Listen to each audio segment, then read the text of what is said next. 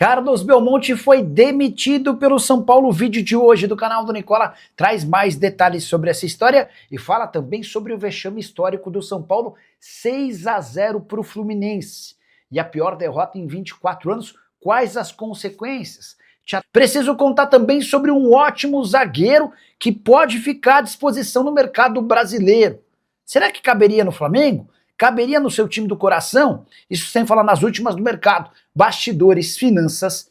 Fala aí, pessoal, sou Jorge Nicola, bem-vindos a mais um vídeo do canal, sempre bom ter vocês por aqui. Sem perder tempo, pedir para deixar like, se inscrever no canal e ativar as notificações. Bora falar agora sobre um ótimo zagueiro que enfim pode voltar ao futebol brasileiro. Eu me refiro a Doria, 31 anos de idade, atleta do Atlas, do México. Doria foi alvo de muitos clubes nos últimos tempos, mas tanto o Santos Laguna quanto o Atlas sempre pediram um caminhão de dinheiro para liberá-lo, o que inviabilizou seu retorno ao Brasil. Mas agora a situação mudou. O Atlas deve um dinheiro ao Doria e seus representantes têm conversado com o clube mexicano em busca de uma solução amigável. Diante desse cenário e com a vontade do Doria em voltar ao Brasil, eu não descarto que ele apareça por aqui num grande brasileiro a partir de 1º de janeiro. Vale a lembrança de que o Doria, desde que foi ao México, sempre foi titular. Primeiro, no Santos Laguna de 2018 a 2024. A mudança para o Atlas não mudou seu status. Ele segue jogando com enorme frequência. Nessa temporada, por exemplo, foram 15 jogos e 1 gol. Zagueiro canhoto, como por exemplo busca o Flamengo há bastante tempo. Rubro-negro hoje tem apenas 3 zagueiros confiáveis. Danilo, Léo Pereira e Léo Ortiz. E a busca por um zagueiro canhoto é prioridade para a próxima temporada. É possível que outros clubes demonstrem interesse na contratação de Doria, especialmente se essas negociações com o Atlas avançarem para uma rescisão amigável. Se você não lembra do Doria, bora refrescar sua memória. Jogador revelado no Botafogo com passagem por Olympique de Marselha, São Paulo, antes de chegar ao futebol mexicano. E Carlos Belmonte foi demitido do cargo de diretor de futebol do São Paulo nessa sexta-feira, consequência do 6-0 para o Fluminense, a maior derrota do São Paulo em 24 anos. Também caíram, além do Belmonte, Chapecó e Nelsinho, outros 2 conselheiros do São Paulo que participavam do departamento de futebol. O Tricolor já havia decidido pela dispensa do trio na virada do ano. Esperaria o fim do Campeonato Brasileiro e no planejamento para 2026, Belmonte, Chapecó e Nelsinho já não fariam parte. Mas depois do 6-0 e a repercussão extremamente ruim entre torcedores do São Paulo, o presidente Júlio Casares decidiu antecipar esse movimento. Não haverá um diretor de futebol estatutário. A ideia do clube é profissionalizar o departamento, contando apenas com gente especializada. Rui Costa terá um papel muito mais importante. Rui Costa, que é o diretor executivo de futebol desde o início da era Júlio Casares. Muricy Ramalho também terá um papel mais importante no dia a dia do clube.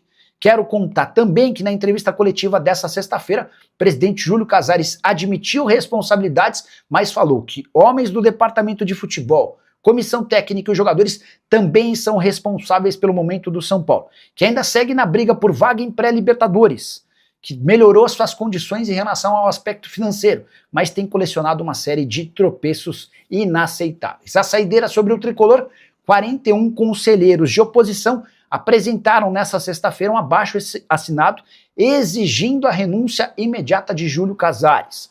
O documento aponta situações enquadráveis como gestão temerária. Quero assegurar para vocês que não há a menor possibilidade de o Júlio abrir mão do seu mandato como presidente do São Paulo.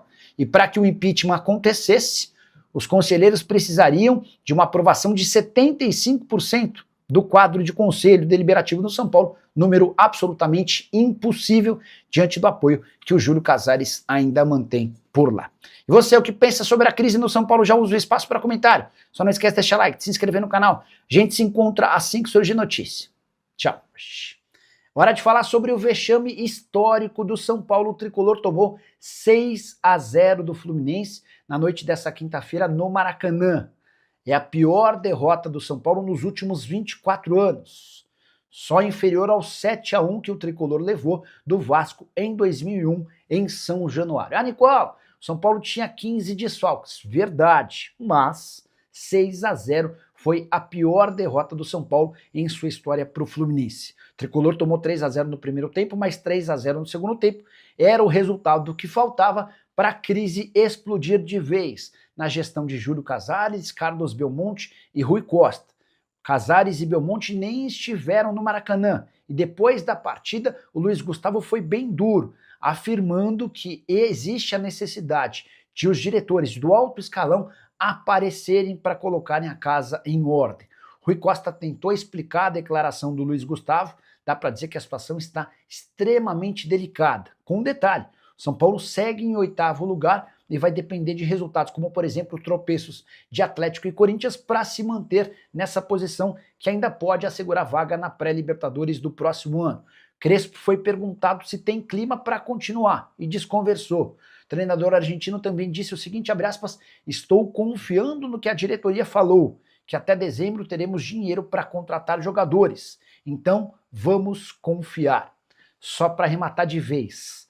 A derrota por 6-0 se torna ainda mais frustrante, levando em consideração que o técnico do outro lado havia sido demitido pelo São Paulo antes da pausa para a Copa do Mundo. Luiz Ubeldia é o treinador do Flu, ele ainda recebe do São Paulo por conta daquela questão envolvendo a multa rescisória de 3 milhões de reais. O Breno Oliveira está perguntando sobre Hinestrosa, se ele pode pintar no São Paulo em 26. Vocês lembram de Hinestrosa? Jogador do Atlético Nacional da Colômbia. Nem sei para onde ele foi, deixa eu ver o que está sendo escrito. Mas, cara, não faz muito sentido. É jogador caro, né? Deixa eu ver aqui, ó. Hinestrosa. Esse menino, não mais menino, né? Marino Hinestrosa. Ele passou pelo Palmeiras na base. Ah, tá lá indo no Atlético Nacional.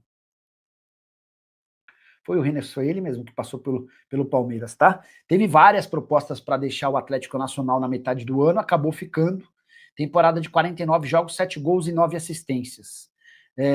Por que dá para dizer que é impossível tirá-lo do Atlético Nacional? Porque vai haver a necessidade de um investimento pesado. Jogador que foi convocado para a seleção colombiana. Hoje está avaliado, deixa eu ver qual que é a avaliação do Marino Hinestrosa. Assim, o São Paulo até vai contratar, tá, pessoal? Mas não vai investir 5, 6, 7, 8 milhões de euros em um jogador, não há dinheiro. Ó, ele está avaliado em 5 milhões e meio de euros. Duvido que o Atlético Nacional não venda por menos de 6, 7, 8, 9, 10, enfim. Esquece. Chance zero. Matias Rojas no São Paulo é verídico? Ô, Ivo, o Matias Rojas está ficando livre no mercado, mas, cara, tem contra si um problema importantíssimo. O São Paulo não quer, em hipótese alguma, contratar jogador veterano, jogador velho. E o Matias Rojas tem 30 anos de idade. Apesar de estar livre no mercado, está deixando o Portland Timbers, não me parece ser o jogador que o São Paulo busca. Tá? O São Paulo vai dar prioridade total para jogadores jovens, com bastante saúde, que aguentem muitos minutos. Não é o caso do Matias Rojas. Você pega os jogos dele, por exemplo, ó, temporada de 22, 35 jogos. Temporada de 23, 38 jogos. Temporada de 24, 10, 20, 30 jogos. Temporada de 25, fez 16 jogos. O São Paulo precisa, em primeiro lugar, de jogadores com muita capacidade física, tá bom? O Silmar Lima, boa noite, Nicola. Quais as novidades do meu tricolor paulista? Nada muito novo nessa quarta-feira. O São Paulo segue aguardando a posição do Oscar em relação à aposentadoria ou não. O presidente Júlio Casares hoje se manifestou afirmando que o veto ao Morumbi não passa pelo medo dele em relação a protestos da torcida, a informação que eu tenho é diferente. Segundo Casares, o gramado não apresenta condições ideais para o jogo contra o Internacional.